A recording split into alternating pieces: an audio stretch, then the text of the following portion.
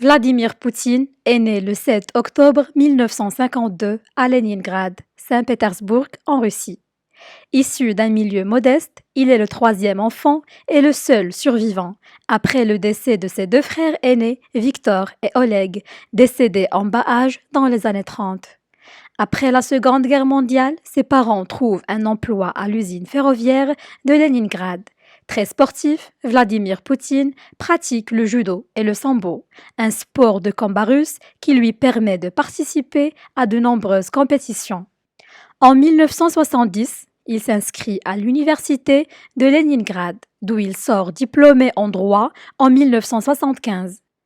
La même année, il débute sa carrière comme officier du KGB. En 1985, il est affecté au service de contre-espionnage de Dresde en Allemagne de l'Est, où il passe 5 années sous le nom d'officier Platov et obtient le grade de lieutenant-colonel. De retour en Russie, il devient conseiller du recteur de l'université de Leningrad, Anatoly Sobchak, qui fut son professeur pendant ses années universitaires. En 1991, lorsqu'Anatoly Sobchak est élu maire de Leningrad, Vladimir Poutine le suit, toujours au poste de conseiller. En 1994, il est propulsé premier adjoint du maire de la ville de Leningrad, devenue Saint-Pétersbourg. De plus en plus influent, il se fait remarquer par Boris Eltsine, qu'il rejoint en 1996 à la présidence russe à Moscou.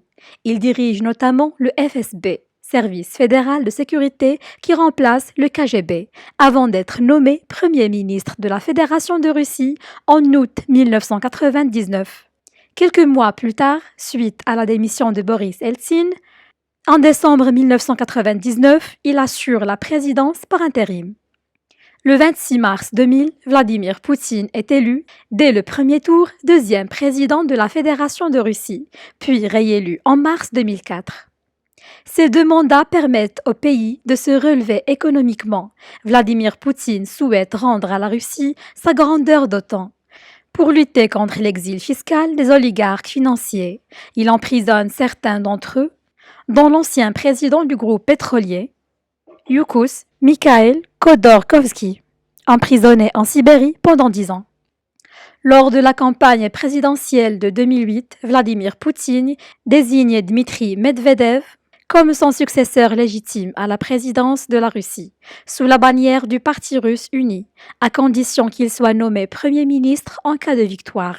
Le 2 mars 2000, Dmitri l'emporte dès le premier tour de l'élection et confie la présidence du gouvernement russe à Vladimir Poutine. Le 4 mars 2012, Vladimir Poutine est à nouveau élu président de la Fédération de Russie, puis réélu en mars 2018. En 2020, plusieurs médias russes font circuler des rumeurs concernant l'état de santé de Vladimir Poutine, qui souffrirait notamment de la maladie de Parkinson. Information démentie par le Kremlin. Côté vie privée, en 1993, il épouse Lyudmila Shklebneva, une ancienne hôtesse de l'air de l'Aeroflot. Le couple donne naissance à 2 filles, Maria, née en 1985, et Katerina, née en 1986.